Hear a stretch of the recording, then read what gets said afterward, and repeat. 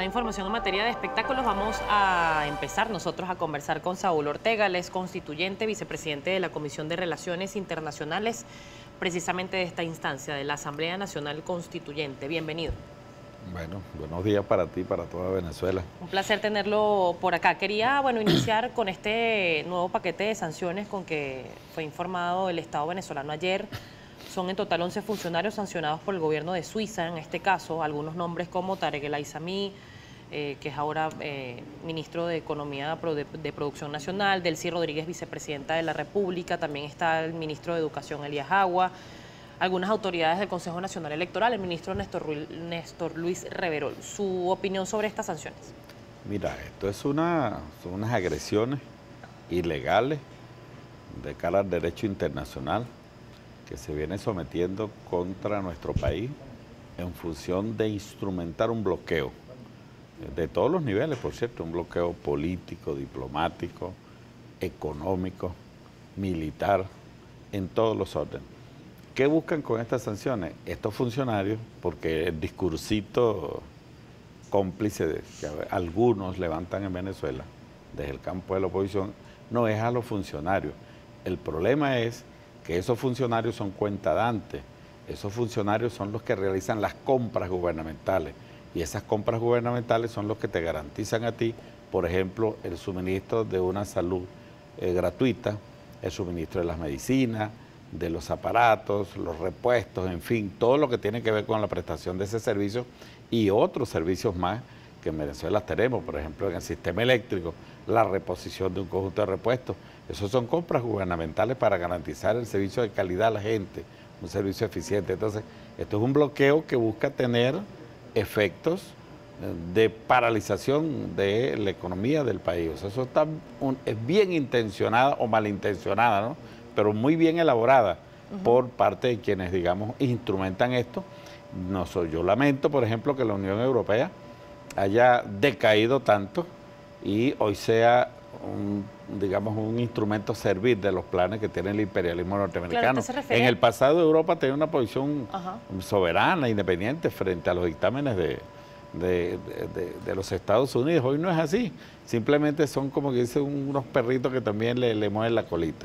Ahora, usted habla que la situación que hay lamentable y crítica en muchos sectores como el sector de la salud y el sector económico serían consecuencias de un bloqueo. Pero, por ejemplo, usted hacía referencia al Sistema Eléctrico Nacional. El Sistema Eléctrico Nacional está presentando fallas desde el año 2010. Todavía era presidente en ese momento Hugo Chávez. Entonces, ¿este bloqueo qué tanto ha afectado si la crisis empezó mucho antes? No, te pones a estudiar el sistema eléctrico, cuando se secó la represa del Guri, eso no tiene nada que ver con el bloqueo.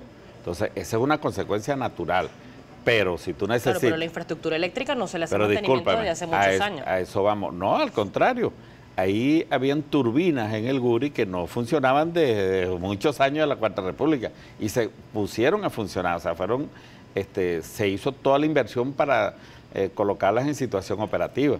Ahora, el sistema eléctrico precisamente demanda mucha inversión y demanda también mucho, digamos, repuestos y maquinarias que son importadas. Entonces, por eso es que el efecto que tiene, no solamente el sistema eléctrico, en todo tipo de servicios que tengamos que prestar, pues, que va desde la compra de patrulla, de municiones para la policía, porque ese bloqueo también existe. Entonces, nuestros cuerpos policiales dotarlo, o sea, es todo un problema debido a ese bloqueo que realizan pues estos países que tienen una clara intención, que es derrocar al gobierno revolucionario en Venezuela.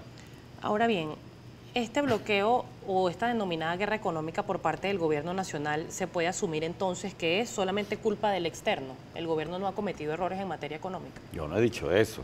Por supuesto que habrá que revisar muchas cosas. ¿Qué hay que revisar en este momento en particular? Mira, en cada renglón habría muchas cosas que revisar.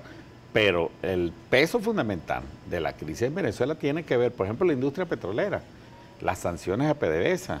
Eso es una cosa brutal que hay de parte de los Estados Unidos. Y el último decreto de Obama derrumba ese discursito. No, es a los funcionarios. El último decreto de Obama habla de Venezuela y de PDVSA. ¿Ok? Está hablando en términos concretos, es al país.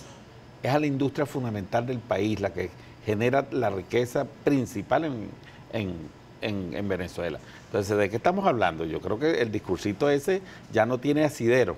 Pero ¿no? PDVSA Es le ha un golpeado discursito fuertemente la corrupción también. Mira, si hay corrupción, yo soy uno de los que demando que se castigue. Definitivamente, no solamente PDVSA, donde quiera que se presente, porque son dineros públicos, son dineros que se está dejando de llevar para asistir a nuestro pueblo en las distintas, digamos, necesidades que tiene.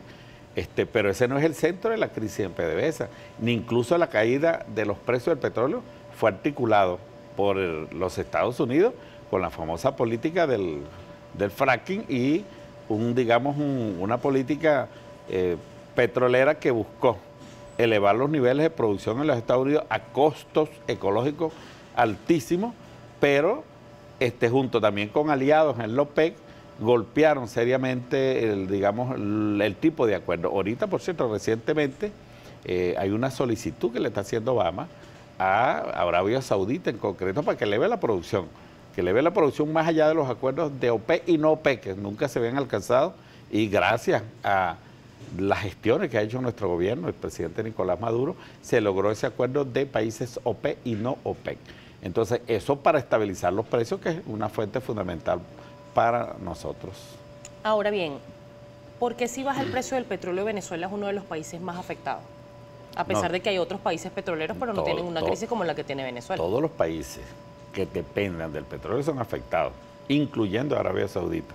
Ahora bien, el caso nuestro no solamente es que nos afecta por la caída de los precios, por la política establecida por los Estados Unidos, sino que también incide en la política del bloqueo.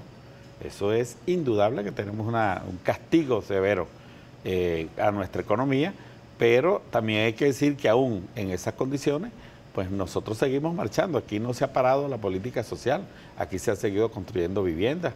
A pesar de eso, aquí se ha seguido pensionando a la población que es digna de gozar de ese derecho. Claro, pero, aquí una pensión en este momento no alcanza para absolutamente nada con un escenario de hiperinflación que vive Venezuela. Ese es otro tema, pero en otros países están eliminando las pensiones o elevando la edad para que la gente no pueda disfrutar de esa. Aquí es un derecho humano, como es la vivienda, como es la salud, como es la educación. Claro, pero ese derecho humano, ¿cómo se ejerce si no le alcanza para cubrir sus necesidades básicas? El gobierno está haciendo lo que tiene que hacer responsablemente. Ahora, el gobierno no es responsable de la guerra económica que tiene un sector privado en Venezuela, que mira, que pareciera ser que no tiene, como quien dice, alma.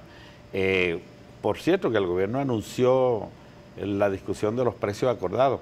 Yo le propondría a esa comisión del Estado que está discutiendo con los empresarios que hay que discutir lo que es un precio justo, lo que son las ganancias razonables, y también el tema del salario digno debe estar allí, porque no puede ser que un empresario diga, no, bueno, una botellita de agua, yo según mis percepciones debe costar $1 millón de bolívares. Entonces hay que decirle, bueno, entonces ¿cuánto debe costar o cuál es el monto del salario de tus trabajadores? Porque si tú vas a vender esa botellita a eso, entonces ¿cuántas botellitas se toma un trabajador tuyo al mes para que le empecemos a calcular el salario? Entonces ese tema tiene que ir conjunto allí. Si no, vamos a estar, digamos, en una carrera que no tiene fin, ¿no? El presidente hace anuncios no solamente de los bonos a través del carnet de la patria, sino que hace grandes esfuerzos por elevar el salario de los trabajadores, y por otro lado hay una especie de política, digamos, desde el sector privado, que no es otra cosa que